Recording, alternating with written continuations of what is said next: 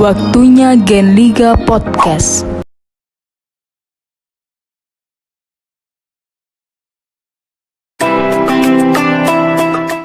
Halo Sobat Gen, kembali lagi di channel Gen Liga Podcast. Give Positive Impact. Perkenalkan, saya Amore Titanya Shana Queen Deananta dari kelas 7B yang akan menjadi podcaster kalian pada kali ini. Nah, tema podcast kita kali ini tentang seputar masalah-masalah remaja yang dialami saat bulan puasa. Nah, narasumber kita kali ini adalah Bapak Sukisno. Beliau adalah guru agama yang mengajar di SMPN 53 Surabaya. Assalamualaikum Pak Kis. Terima kasih sudah hadir di Gen Liga Podcast. Di sini Pak Kis akan membantu menjawab pertanyaan-pertanyaan seputar permasalahan yang sering kita hadapi saat bulan puasa. Assalamualaikum warahmatullahi wabarakatuh. Bismillah, alhamdulillah, wassalatu wassalamu ala rasulillah, amma ba'da. Anak-anak sekalian, Al-Quran telah menunjukkan bahwa tujuan dari puasa adalah untuk membentuk kita menjadi pribadi yang bertakwa. Ya ayyuhalladzina amanu kutiba alaikumusiyam kama kutiba alal ladzina min qablikum la'allakum tattaqun. Tentunya kita harus tahu dulu, untuk menjalankan suatu amalan harus tahu ilmunya dulu. Apa itu puasa, apa keutamaannya, apa saja amalan-amalan di bulan suci Ramadan, apa saja yang membatalkan puasa, sampai apa saja hikmah dari pelaksanaan puasa pada bulan suci Ramadan ini. Yang jelas, bulan suci Ramadan adalah bulan yang luar biasa. Pahalanya dikali lipatkan oleh Allah SWT sampai 700 kali lipat bahkan lebih. Sehingga apabila kita berpuasa, tentunya kita dengan niatan bukan hanya menahan nafsu makan dan minum saja, tapi juga pelaksanaannya bisa menahan hawa nafsu kita. Sehingga nanti ketika kita bulan Syawal telah sampai, kita menjadi pribadi yang bersih, suci, bagikan seekor kupu-kupu yang disukai banyak orang. Demikian, mudah-mudahan jadi berkah dan tetap semangat meskipun puasa, tetap belajar. Assalamualaikum warahmatullahi wabarakatuh. Pertanyaan pertama, mengapa masih banyak yang tidak berpuasa, marah-marah, berbuat maksiat, ghibah? Padahal katanya pas puasa itu setannya dibelenggu. Apakah itu menandakan bahwa masih ada setan yang lolos? Bagaimana menurut Pak Kis? Terima kasih pertanyaannya. Ya, jadi begini, Allah itu menciptakan makhluk itu ada yang kasat mata dan yang tidak kasat mata. Ya, termasuk manusia ini kasat mata, kemudian jin, setan, malaikat itu tidak kasat mata. Artinya makhluk gaib itu ketika bulan Ramadan itu menghormati semua akan datangnya bulan suci Ramadan. Malaikat termasuk juga iblis dan setan. Sehingga kalau ada bulan Ramadan itu kuntilanak ya, kemudian sebangsanya ya, itu tidak akan berani memunculkan dirinya. Itu kalau dalam pengertian setan dalam arti makhluk gaib. Lah, sekarang pertanyaannya, amarah kemudian ghibah itu apa orangnya kerasukan setan? Sebenarnya seperti ini, puasa itu membentengi atau mencegah dari perbuatan-perbuatan yang tidak baik, termasuk amarah, termasuk gosip dan ghibah. Jadi kalau orang itu puasanya sungguh-sungguh mengharap ridho Allah, pasti tidak akan melakukan amarah, tidak akan melakukan ghibah. Jadi pengertian setan ini dibelenggu itu hakikat dari puasa itu bisa mencegah atau membelenggu, menghalangi setannya keluar, seperti amarahnya keluar, ghibahnya keluar, gosipnya keluar, bertengkarnya keluar. Itu dicegah oleh puasa. Sehingga apabila kalau ada orang yang marah ketika puasa, yang ghibah, ya berarti puasanya dipertanyakan. Puasa ndak? No. Karena kalau orang itu marah kemudian ghibah, maka dia belum belum berpuasa secara hakiki, hanya sebatas menahan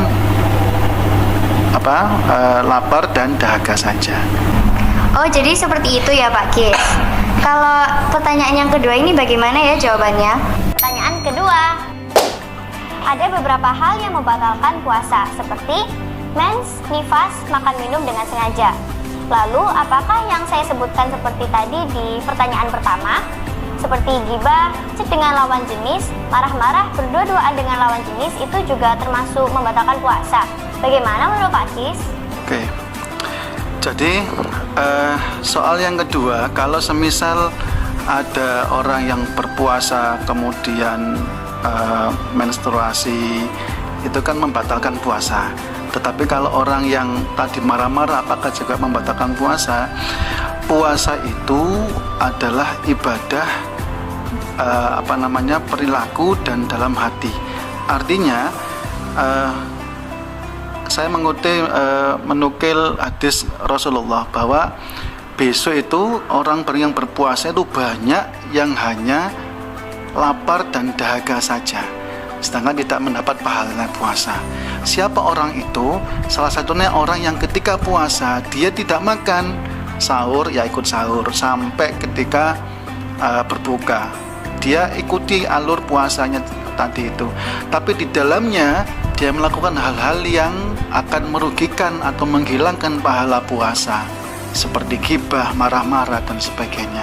Sehingga pertanyaannya, apakah dia itu batal puasanya? Tidak batal secara syariat, tetapi dia tidak memperoleh pahala atas puasanya tersebut. Oh, jadi seperti itu ya Pak Kis. Kalau misalnya puasa itu tidak hanya menahan lapar dan dahaga saja. Pertanyaan ketiga, bagaimana jika puasa tapi tidak sholat? Oke, pertanyaan yang bagus ya. Bagaimana kalau orang itu berpuasa tapi tidak sholat? Semisal gini, dia sahur ikut sahur, kemudian katakanlah sholat subuh karena mungkin setelah sahur dia sholat subuh, terus tidur, aktivitas sehari-hari dia seperti biasa, tidak ada perubahan dalam dirinya. Duhur dia jarang sholat juga, asar juga jarang sholat. Apakah puasanya diterima? Ya. Di dalam syarat dan rukun puasa tidak ada yang menyebutkan yang membatalkan puasa itu tidak sholat, ya. Jadi yang membatalkan puasa itu adalah sesuatu yang masuk dalam 9 lubang antaranya, ya, kemudian melalui kerongkongan, termasuk makan minum dengan sengaja, muntah dengan sengaja, ya, hilang ingatan, murtad, itu berarti dia sudah batal puasanya. Tetapi kalau dia tidak puasa, puasanya tidak kalau dia tidak sholat, bagaimana puasanya? Puasanya seperti yang tadi Pak Kis bilang, ya, dia hanya mendapat pahala menahan lapar dan dahaga saja. Amalan ibadah puasanya di dalamnya dia tidak memperoleh. Padahal puasa Ramadan itu sekali ibadah itu dikali lipatkan sampai 700 kali lipat pahalanya. Kalau kita sholat sunnah di luar bulan Ramadan, pahalanya hanya 1-10. Tapi kalau kita sholat sunnah di dalam bulan Ramadan, pahalanya sama dengan sholat wajib di luar bulan Ramadan, ya. Itu pahalanya. Sehingga kalau ada orang itu puasa tapi nggak sholat, itu ya eman-eman, rugi, ya. Karena pahalanya besar sekali di bulan Ramadan ini, ya. Antara puasa dan sholat ini saling keterikatan. Sholat juga wajib, puasa juga wajib, khususnya di bulan Ramadan. Bahkan kalau di luar Ramadan pun harus sholat, ya. Tidak hanya menunggu Ramadan kemudian dia sholat, enggak, ya. Kita itu tidak menunggu tua untuk datang ke masjid, enggak. Tidak menunggu Ramadan untuk datang ke masjid untuk sholat, enggak, ya. Tapi kita itu harus bukan hanya tua saja, dari muda pun kita harus sering-sering ke masjid untuk melakukan sholat, apalagi sholat berjamaah, ya. Kalau puasa itu lebih baik sholat berjamaah, pahalanya lebih besar sekali daripada sholat sendiri-sendiri, ya. Jadi antara sholat dan puasa sama-sama wajibnya, Meninggalkan sholat juga tidak boleh. Meninggalkan puasa Ramadan juga tidak boleh, karena keduanya rukun Islam. Jadi harus dilaksanakan. Kalau Ramadan itu ibadah bulanan, setahun sekali, 1 bulan di bulan Ramadan. Kalau sholat, tiap hari kita sholat 5 waktu. Jadi wajib mana puasa dan sholat? Wajib sholat. Ya, kemudian puasa, karena rukun Islam itu 5. Pertama syahadat, kedua sholat. Ya, bukan puasa tapi sholat dulu, baru puasa dan zakat. Oh, jadi seperti itu ya, Pak. Kalau pertanyaan keempat, jawabannya bagaimana ya? Pertanyaan keempat, nah pertanyaan selanjutnya, ini yang pernah saya alami nih Pak Kis, yaitu sahur saat azan subuh, karena bangunnya terlambat. Nah, kalau misalnya sahur saat azan subuh itu puasanya masih sah atau tidak ya Pak Kis? Dari puasa itu adalah menahan hawa nafsu dan hal-hal yang membatalkan puasa dari terbitnya fajar sampai terbenamnya matahari. Lah, pengertian terbitnya fajar ini yaitu subuh, ya, bukan imsak. Lah, imsak ini hanya batas waktu untuk kita siap-siap akan datangnya subuh. Pada apakah ketika imsak itu boleh makan? Masih boleh, tapi harus dipercepat makannya. Tidak boleh malah santai. Pertanyaan kelima, ya, kalau misalnya tidur saat puasa itu ibadah. Tapi kalau misalnya tidur terus itu hukumnya gimana ya Pak Kis? Kalau dia tuh ketiduran masih boleh. Pertanyaan ke-6, bagaimana jika kita punya hutang puasa tahun lalu dan belum menggantinya pada bulan Ramadan berikutnya? Allah itu memberi keringanan pada setiap pelaksanaan ibadah-ibadah.